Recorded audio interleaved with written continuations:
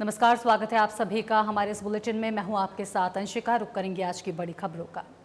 मुख्यमंत्री सुखविंदर सिंह सुक्खू ने शिमला में हिमाचल प्रदेश पुलिस के साइबर विंग के CY स्टेशन का उद्घाटन किया। इस अवसर पर मुख्यमंत्री ने कहा कि ये केंद्र पूरे सप्ताह 24 घंटे कार्य करेगा और ये साइबर अपराधों से जुड़ी शिकायतों के निपटारे में प्रभावी है। उन्होंने कहा कि प्रदेशवासी साइबर अपराधों से जुड़ी शिकायतों को टोल फ्री नंबर 1930 पर दर्ज करवा सकते हैं। मुख्यमंत्री ने कहा कि CY स्टेशन में लोग रियल टाइम में शिकायतें दर्ज करवा सकते हैं और खासतौर पर आर्थिक अपराध से जुड़ी शिकायतें। उन्होंने आगे कहा कि citizen financial cyber fraud reporting and management system के द्वारा से ये आर्थिक धोखाधड़ी के ब्लॉकिंग या लीन मार्केटिंग को सुगम बनाएगा। उन्होंने कहा कि डेटा सेंटर राज्य के नोडल हब के रूप में स्थापित होगा।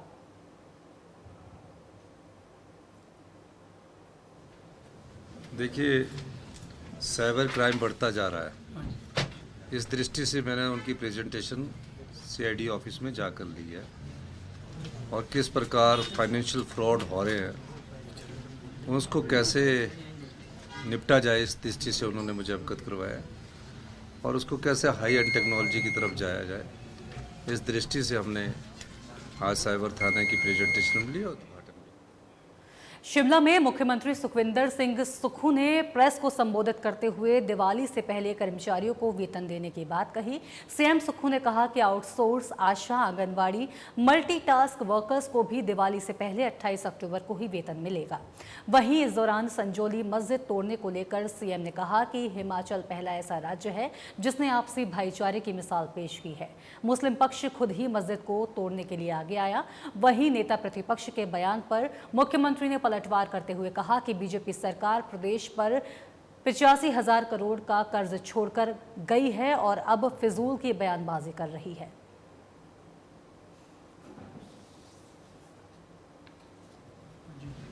और मैंने उस कार्यक्रम में ये घोषणा की कि जितने भी आउटसोर्स के कर्मचारी है, आंगनवाड़ी है, आशा वर्कर है, हमारे ये और जो भी सरकार में PWD में लगे हुए हैं, मल्टीपर्पज़ वर्कर्स लगे, उनको भी 28 तारीख को हम सैलरी देंगे ताकि वो भी त्यौहार अपना धूमधाम से मनाया जाए। तो मस्जिद वाले खुद ही तोड़ना चाहते थे, इमाम साहब तोड़ना चाहते थे और उन्होंने ये आपके जो प्रधान है वो तोड़ना चाहते थे, जो अवैध है। बेसिक नहीं वो तोड़ रहे हैं, जो अवैध कर दी गई थी उसको तोड़ना चाह रहे थे। तो अब मुझे तो आपसे जानकारी मिली है और हिमाचल में ये पहला ऐसा उदाहरण होगा जहाँ समुदाय के लोग, मुस्लिम समुदाय के लोग खुद आकर हिमाचल के सौहार्द और संस्कृति को बनाए रखते हैं। और यहाँ हिमाचल में किसी प्रकार की कोई ऐसा बात नहीं है। यहाँ सभी धर्मों के लोग बड़े सम्मान से रहते हैं, सभी जाति धर्मों के लोगों को यहाँ काम करने का अधिकार है, ये मैं कहना चाहता हूँ। अब उनसे पूछना चाहिए, हमारे को तो 2 साल हुए हैं, 85,000 का कर्जा तो खुद छोड़ के गए हैं, 10,000 करोड़ की तो सरकारी लाइबिलिटीज खुद छोड़ के गए थे, 95,000 करोड़ हो गया। तो इसका मतलब जयराम जी को मैंने अब जो है ना, जयराम जी स्टेटमेंट पढ़ते फिर अगले दिन उसका विरोध करने के लिए उठ जाते, तो उनको भी अपनी विपक्ष के नेता की भूमिका निभानी है, तो बोलने दे सच्चाई सबके। हिमाचल प्रदेश के पूर्व मुख्यमंत्री और नेता प्रतिपक्ष जयराम ठाकुर ने धर्मशाला में सोमवार को पत्रकार वार्ता करते हुए कहा कि राज्य में व्यवस्था परिवर्तन अपने आप में ही व्यवस्था पतन के रूप में जाना जाने लगा है। उन्होंने कहा कि 2 सालों के कार्यकाल में प्रदेश ने अपनी पहचान और सम्मान खो दिए हैं और विकास की दृष्टि से भी पीछे चला गया है। जयराम ने कहा कि फैसलों के आरोप पूर्व बीजेपी सरकार पर जड़ दिए जाते हैं। उन्होंने कहा कि कांग्रेस ने सत्ता में आते ही हर चीज में टैक्स लगाया, सीमेंट में 125 की बढ़ोतरी कर दी और अब टॉयलेट टैक्स की बात कहती है और फिर पेट्रोल टैक्स भी लगा दिया जाता है। जयराम ठाकुर ने कहा कि हरियाणा में चुनावों में हिमाचल की गारंटी के जिक्र को देखने को मिल रहा है, लेकिन कांग्रेस ने खुद ही कहा कि उनकी हार का सबसे बड़ा कारण हिमाचल की कांग्रेस सरकार ही रही है। पूर्व मंत्री ने कहा कि सुक्खू सरकार अपने नाकामियों को छिपाने के लिए 2 वर्ष के बाद भी PM मोदी और उनके नाम का इस्तेमाल कर रही हैं। भारतीय जनता पार्टी कि जीत की ये कड़ी लगातार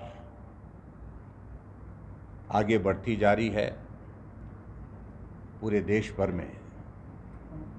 आज भारतीय जनता पार्टी के 18 राज्यों में गठबंधन के साथ अपनी सरकारें हैं और बहुत सारे राज्यों में विशुद्ध भारतीय जनता पार्टी की सरकारें हैं। अभी हाल ही में 2 राज्यों में चुनाव हुए हैं, हरियाणा और जम्मू कश्मीर में। दोनों राज्य में भारतीय जनता पार्टी ने बहुत बेहतरीन परफॉर्म किया है और इसके लिए मैं पार्टी के नेतृत्व को, आदरणीय प्रधानमंत्री जी, आदरणीय राष्ट्रीय अध्यक्ष जगत प्रकाश नड्डा जी को बहुत बहुत बधाई देता हूं। और हरियाणा एक ऐसा राज्य जिस राज्य में एक समय में भारतीय जनता पार्टी के 90 सीटों पर कैंडिडेट नहीं हुआ करते थे। अगर कैंडिडेट होते थे, अधिकांश सीटों पर भारतीय जनता पार्टी के कैंडिडेट की जमानत जब्त होती थी। आज उसी राज्य में भारतीय जनता पार्टी की विशुद्ध सरकार लगातार तीसरी बार बनी है और जम्मू कश्मीर में भी भारतीय जनता पार्टी ने बहुत बेहतरीन परफॉर्म किया है। 29 सीटों के साथ भारतीय जनता पार्टी बहुत मजबूत हुई है वहां पर। मित्रों, जहां तक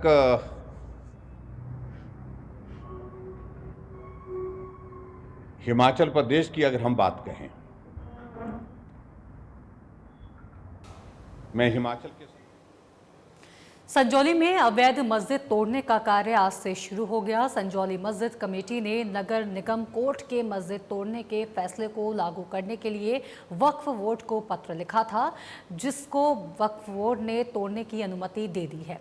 बता दें कि सबसे पहले मस्जिद की छत तोड़ी जाएगी। मस्जिद कमेटी अपने खर्च पर मस्जिद तोड़ने का कार्य करेगा। 2 माह के अंदर मस्जिद की 3 मंजिलें तोड़नी हैं।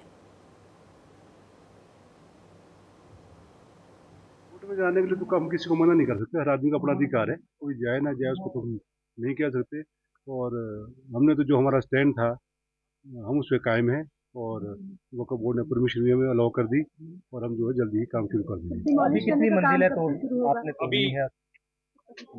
अभी आज हम छत खलवाना शुरू कर देंगे और हम लेबर से बात कर ली और लेबर भी आने वाली है और हम छत खलवाना शुरू कर देंगे, क्योंकि अब मेन तो फंडिंग की मेन प्रॉब्लम है। पैसा तो कोई ना सरकार देगी ना कोई पब्लिक देगी, बनाने को तो सभी दे देते हैं।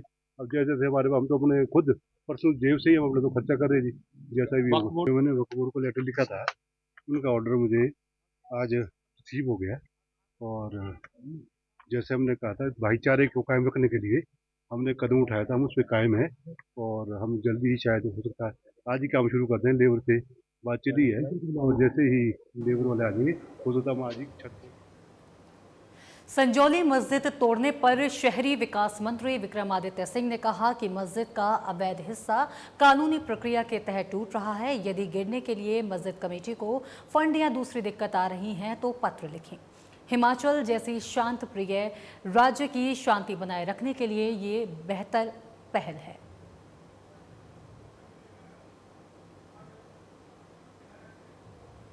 प्रक्रिया है और उन्होंने ऑलरेडी जो है वो आपके कोर्ट में, जो म्यूनसिपल कमिश्नर का कोर्ट है, वहाँ पे ये कहा था कि हम इसको जो इसमें अवैध पोर्शन है उसको गिराया जाएगा। उसकी प्रक्रिया आज शुरू की गई है, उसका हम स्वागत करते हैं। भाईचारा प्रदेश के अंदर बना रहे, ये भी हमारा दायित्व है। प्रदेश के 70 लाख लोगों के हितों की रक्षा करना ये हमारा दायित्व है। प्रदेश में ऐसा कोई माहौल ना बने जिससे कोई भी वातावरण में जो है कोई जो है भाईचारे में गिरावट आती है, ये भी हमारा दायित्व बनता है। तो हम इस दृष्टि से पूरे मजबूती से कार्य करेंगे। मेरा उनसे यही निवेदन है कि जो स्टिपुलेटेड टाइम फ्रेम उनको दिया गया है 3 महीने का, उसमें पूरा करे। अगर उसमें उन्होंने कोई आगे अपील करनी है तो वो कोर्ट में करे और कोर्ट से उसमें जो फैसला आएगा उस हिसाब से। प्याज के रेट दिन प्रतिदिन बढ़ते जा रहे हैं। सब्जी मंडी सोलन में प्याज 50 रुपये प्रति किलो के हिसाब से बिक रहा है, तो वहीं बाजार में 60 से 70 रुपये प्रति किलो तक बिक रहा है। इसी बीच केंद्र सरकार द्वारा लोगों को रियायती दरों पर अब प्याज मुहैया करवाई जा रही है, जिसकी एक खेप सोलन सब्जी मंडी में पहुंची। भारत सरकार के भारतीय राष्ट्रीय उपभोक्ता सहकारी संघ शिमला द्वारा लोगों को 35 रुपये प्रति किलो के हिसाब से प्रति व्यक्ति 4 किलो प्याज दिया जा रहा है, जिससे आम लोगों ने राहत की सांस ली है और लंबी लंबी कतारें प्याज खरीदने के लिए लगी हुई हैं। एक ट्रॉला सब्जी मंडी में रियायती दरों के प्याज का आया, जिसे सब्जी मंडी सोलन सहित अन्य सोलन के क्षेत्रों को भी भेजा जा रहा है। हमारे संवाददाता से बात करते हुए प्याज खरीदने आए लोगों ने बताया कि बाजार में प्याज 60 से 70 रुपये प्रति किलो बिक रहा है। इस बीच केंद्र सरकार के द्वारा जो 35 रुपये प्रति किलो के हिसाब से प्रति व्यक्ति 4 किलो प्याज मुहैया करवाया जा रहा है, ये उनके लिए राहत की बात है। उन्होंने रियायती दरों पर प्याज देने के लिए केंद्र सरकार का आभार भी व्यक्त किया। काफ़ी खुश हैं। 70 रुपये 80 रुपये किलो बाजार में प्याज मिल रही है, जिसके चक्कर में मतलब कभी परेशानी हो रही थी प्याज लेते हुए, पर आज 35 रुपये किलो प्याज मिल रही है और बहुत अच्छा लग रहा है। हम तहे दिल से धन्यवाद करते हैं सरकार का कि ऐसी ऐसी स्कीमें निकालते रहे ताकि गरीब आदमी को इससे सहायता मिले। यहाँ पे आज प्याज की गाड़ी आई हुई है, उसमें प्याज 35 रुपये किलो मिल रहा है। जैसे कि लोगों को पता है कि प्याज बहुत महंगा हो चुका है, 60 रुपये किलो मतलब जा रहा है, तो हमारी तो कोई ऐसी सब्ज़ी नहीं होती कि जिसमें प्याज ना डलता हो। तो मतलब आज बहुत अच्छा वो दिन आया हुआ है कि प्याज इतना सस्ता मिल रहा है। प्याज 60 रुपये किलो 70 रुपये किलो है बाज़ार में, और ये केंद्र सरकार की स्कीम है जिसमें हमारे को 35 रुपये केजी प्याज मिल रहा है। तो लोगों को काफ़ी फ़ायदा है इस महंगाई में। महंगाई बहुत ज़्यादा हो गई है, घर का बजट बिगड़ गया है, इसलिए प्याज थोड़ा ठीक मंडी एसपी साक्षी वर्मा अब एक्शन मोड पर आ गई हैं। साक्षी वर्मा ने ड्रंक एंड ड्राइव और रैश ड्राइविंग के खिलाफ अभियान शुरू कर दिया है। मंडी पुलिस ने एसपी के निर्देशों पर जिला के सभी थानों में अभियान शुरू कर दिया है और शराब पीकर गाड़ी चलाने वालों के खिलाफ कार्रवाई पर अमल लाया गया है। 24 सितंबर से 8 अक्टूबर तक विशेष अभियान के अंतर्गत 176 वाहन चालकों के चालान काटे गए हैं। वहीं शराब पीकर गाड़ी चलाने वाले 68 चालकों के लाइसेंस रद्द करने के लिए भेज दिए गए हैं। इसके अलावा 66 वाहन चालकों को डिटेन किया गया है। प्रदेश में 24 सितंबर से 8 अक्टूबर तक विशेष अभियान के अंतर्गत 1246 वाहन चालकों के चालान काटे गए हैं और ये अभियान अभी जारी रहेगा। ड्राइविंग जो है कंटिन्यूस न्यूसेंस है, जिसके वजह से हमारे बहुत सारे एक्सीडेंट्स होते हैं और बहुत मिसहैपनिंग्स भी होती हैं। तो डिस्ट्रिक्ट पुलिस ने इनफैक्ट पूरे स्टेट में हिमाचल पुलिस द्वारा जो है ड्रंक एंड ड्राइविंग के अगेंस्ट एक स्पेशल कैंपेन चलाया गया था 24 सितंबर से 8 अक्टूबर तक, जिसमें हमारे ज़िले के सभी थानों ने एक एग्रेसिवली कह सकते हैं आगे आके ड्रंकन ड्राइवर्स को जो है वो चेक किया कि ड्रंकन ड्राइविंग कहाँ कहाँ हो रही है, कहाँ ये प्रॉब्लम है। तो इस दौरान हमें 176 वायलेशंस जो हैं वो मिली और 68 ऐसे चालक हैं जिनके लाइसेंसेस जो हैं वो कैंसिलेशन के लिए रिकमेंड किए गए बिकॉज वो शराब पीकर गाड़ी चला रहे थे। और डिटेंशन भी हमने किए इस दौरान 66 लोगों को डिटेन किया who were in drunken condition and could not drive their vehicles. तो मेरी सबसे ये अपील रहेगी कि आप लोग जो गाड़ी चलाएं वो किसी भी तरह के नशे की नशा करके ना चलाएं और सेफ्टी। और फिलहाल इसी के साथ इस बुलेटिन में इतना ही। मुझे दीजिए इजाज़त। नमस्कार।